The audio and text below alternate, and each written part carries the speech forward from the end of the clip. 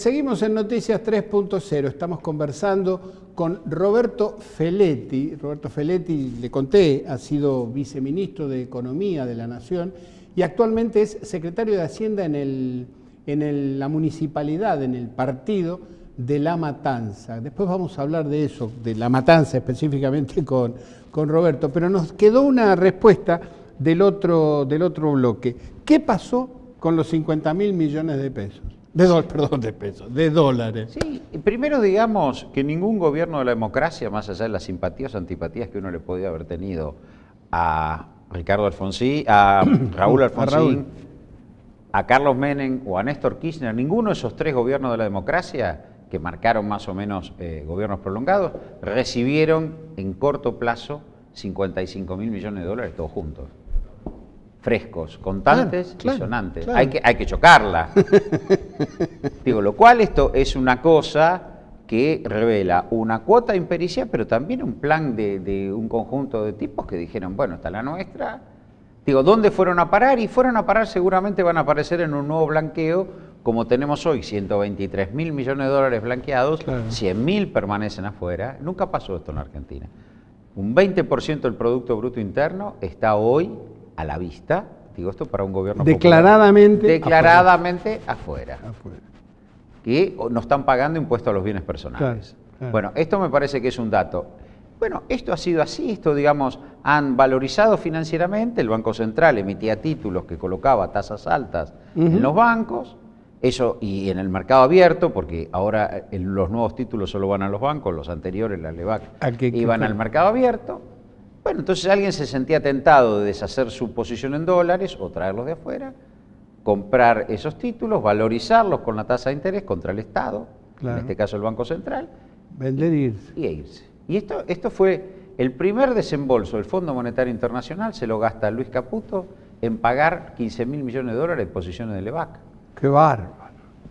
Que a la sazón él estaba de los dos lados del mostrador. Claro. Digo, el día que se analice esto, va a ser un tema. ¿No? Es un tema penal. Sí, yo no me quiero poner en ese esquema, porque si no uno entra... Pero digo, de hecho el Fondo Monetario lo hizo echar desde Wall Street. Claro. Yo no puse, porque Lagarde va a terminar en la Isla del Diablo, no va a ser presidenta de Francia. Claro. ¿Sí? ¿No? Claro.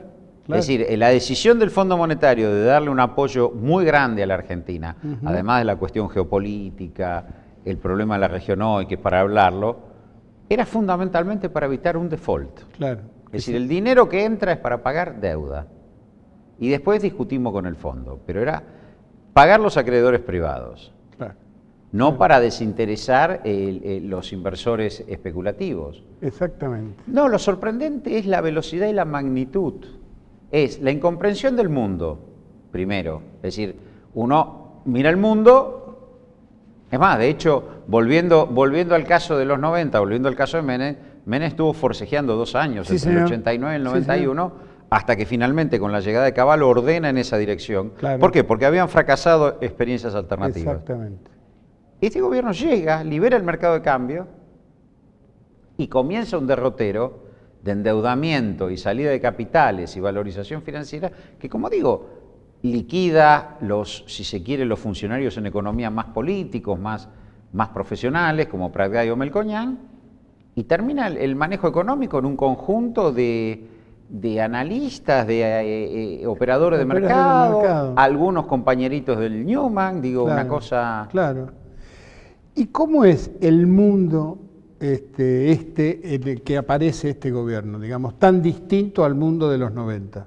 Y me parece que el mundo de los 90 es un mundo del Estados Unidos triunfante. Claro, había caído la Unión Soviética. Triunfante, había ganado la Guerra Fría, claro.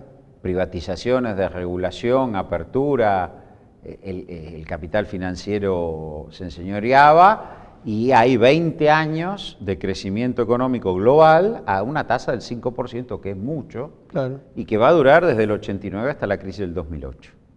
Un proceso de expansión donde, digamos, el capitalismo global, ese modelo de capitalismo global financiero, alcanza un alto grado de legitimación política. Sí, señor.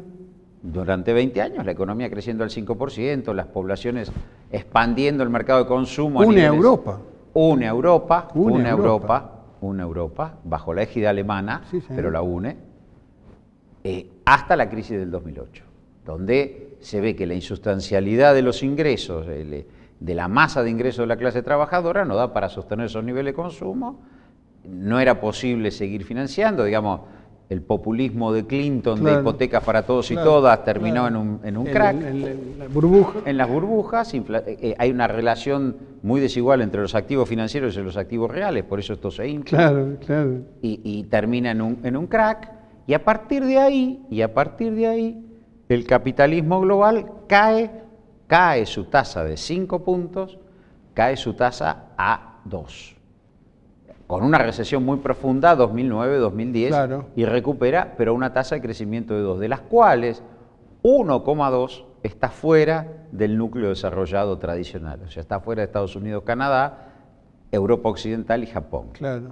De ese 2% que crece la economía los 10 años posteriores a la crisis hasta hoy, la economía global, 1,2 es China, lo fue Sudamérica, claro, el India, el Asia-Pacífico, Vietnam, Indonesia. Sí, sí. Es decir, la mitad del crecimiento global comienza a ser explicado por fuera de los países tradicionalmente desarrollados que conocimos, claro, si querés, como el G7. Claro, claro, claro. ¿Sí? Canadá, Estados Unidos, Europa Occidental y Japón. Claro, por eso que nosotros... Y ahí hay una gran crisis de legitimación política, claro, que es la que se empieza a expresar. Nosotros no vivimos, vos dijiste en el 2009 se produce una gran recesión mundial, que nosotros no vivimos como una gran recesión mundial. No, porque nuestra inserción internacional, claro, era completamente distinta. Yo te tiro un dato, en el 2009 el comercio internacional se contrae un 26%, o sea, es una caída brutal, cuarta parte,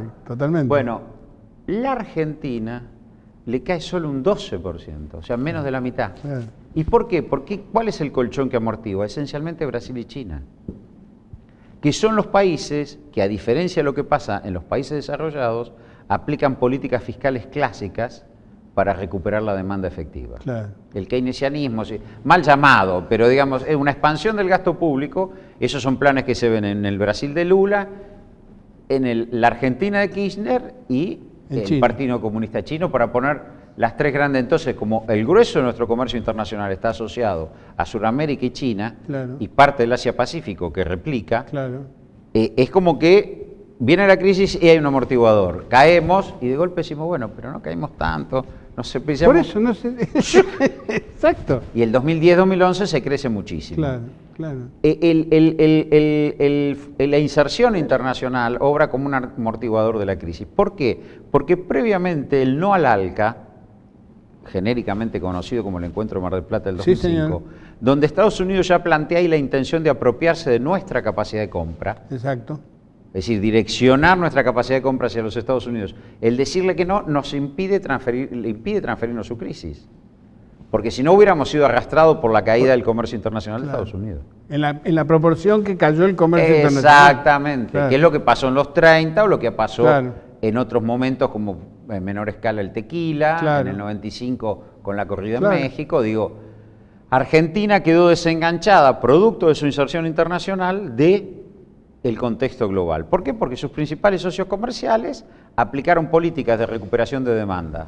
¿Cuál sería la inserción internacional que le correspondería a la Argentina a partir del año 2019? Y es más discutida, para ser justos con el gobierno. Claro. En ese momento quedaba claro que Sudamérica eran los productos industriales y que China eran los productos primarios, más o menos, digo, para estilizamos el análisis. Señor. Pero esencialmente se había elevado muchísimo el intercambio con Brasil, en ese momento rondaba los 40.000 millones de dólares. Hoy están 26.000 millones de dólares. Es una caída fuerte. Muy fuerte, la mitad, es terrible.